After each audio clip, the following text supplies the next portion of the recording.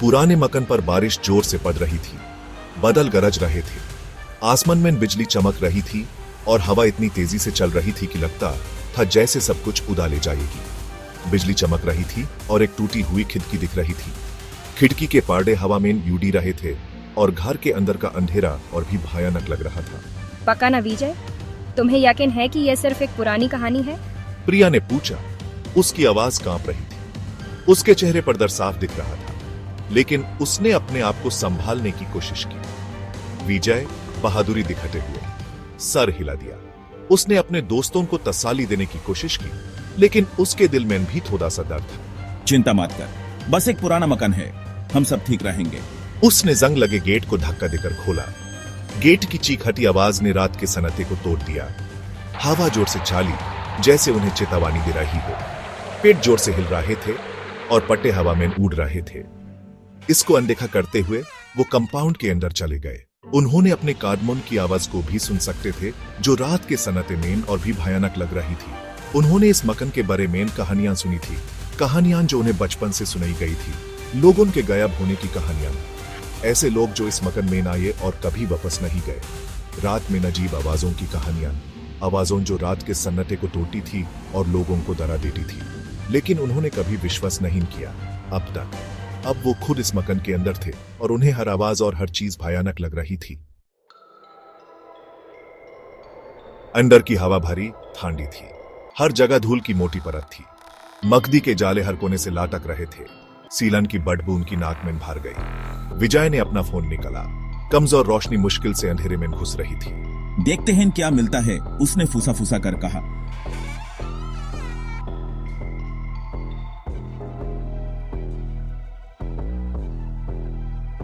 सुना क्या? उसने फुसा फुसा कर कहा। उसकी आंखें डर से बड़ी हो गई थी। एक हल्की सी आह हॉलवे के दूसरे सिरे से आ रही थी। ये आह इतनी मध्यम थी कि पहले तो विजय को लगा कि शायद उसकी कल्पना हो, लेकिन फिर उसने फिर से सुना और इस बार ये आवाज थोड़ी ज्यादा स्पष्ट थी। वो मध्यम थी लेकिन स्पष्ट थी। विजय ने अपने कान और तेज कर दिए। उसकी क्यूरियोसिटी और भी बढ़ गई थी। विजय ने कान लगाए। उसका दिल जोर से धड़क रहा था। उसने सोचा, ये आवाज कहां से आ रही है?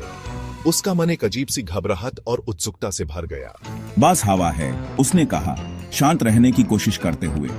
कुछ नहीं है, बस मेरी सोच है, उसने अपने आप को तसल्ली दी, लेकिन वो खुद भी यकीन नहीं कर पाया। उसके मन में एक अजीब सी बेचैनी थी, जैसे कुछ गलत होने वाला हो। वो हॉलवे में आगे बढ़ते गए। आतेज होती गई। हर कदम के साथ उसका दिल और तेज धड़कने लगा।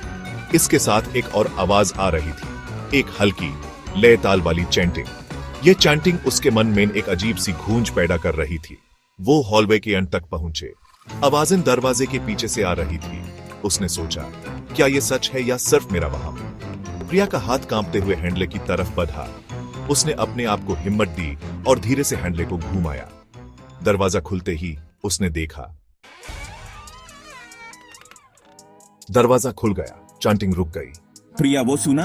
विजय और प्रिया के होश उड़ गए। कमरे के बीच में एक सैया खड़ा था। वो लंबा और हड्डियों का ढांचा जैसा था। अंधेरे में उसकी आंखें लाल चमक रही थी। उसके हाथ में एक ठंडी नीली आग झलक रही थी। हाय भगवान, ये क्या है? प्रिया चीख पड़ी। विजय पीछे हट गया। उसका फोन गिर गया। वो सैया उनकी तरफ झपट पड़ा। उसका चीख घर में गूंज रहा था, तुम्हें यहां नहीं आना चाहिए था। विजय पीछे हटा, प्रिया को अपने साथ खींच लिया। उन्होंने एक दूसरे की तरफ देखा। उनकी आंखों में डर और घबराहट थी। वो अंधे की तरह भागे। उनके दिल जोर से धड़क रहे थे। हर कदम पर उन्हें लगता था कि कोई उनका पीछा कर रहा है। सया की चीखें उनका पीछा कर रही थी। उन्होंने कभी इतना भयानक सपना भी नहीं देखा था। वो तब तक नहीं रुके जब तक वो घर से बाहर और सड़क पर नहीं आ गए। उन्होंने अपने आप को संभालने की कोशिश की, लेकिन डर उनके चेहरे पर साफ था। बारिश अभी भी हो रही थी, लेकिन उन्हें परवाह नहीं थी। बारिश के बूंदें उनके चेहरे पर गिर रही थी, लेकिन उनका ध्यान सिर्फ अपनी जान बचाने पर था। उन्होंने बहुत कुछ देख लिया था। उनके चेहरे पर डर और हैरानी थी, जैसे उन्होंने किसी भयानक सपने से निकलकर वास्तविकता में कदम रखा हो। प्रिया, ठीक तो है? विजय ने पूछा। उसकी आवाज में चिंता और प्यार था। लगता है हान। वो क्या था? प्रिया ने जवाब दिया। उसकी आवाज कांप रही थी। बाद में विजय को घर के बारे में सच पता चला। उसने पुरानी किताबों और लोगों से सुना कि उस घर का इतिहास कितना भयानक था। वो कभी शवदगर घर था। वहां पहले लोगों के शव जलाए जाते थे। लोग कहते हैं कि वहां जलाए गए लोगों की आत्माएं अभी भी हलवे में भटकती हैं। उनकी चीखन और उनका डांट वहां के हर कोने में महसूस होता है। विजय और प्रिया वहां कभी वापस नहीं गए। उन्होंने फैसला किया कि वो अपनी जिंदगी में कभी उस जगह का नाम भी नहीं लेंगे। लेकिन वो उस रात को कभी नहीं भूल पाए जब वो शवदगर घर की डर से आमना सामना हुए थे। वो रात उनके ज़हन में हमेशा के लिए बस गई थी।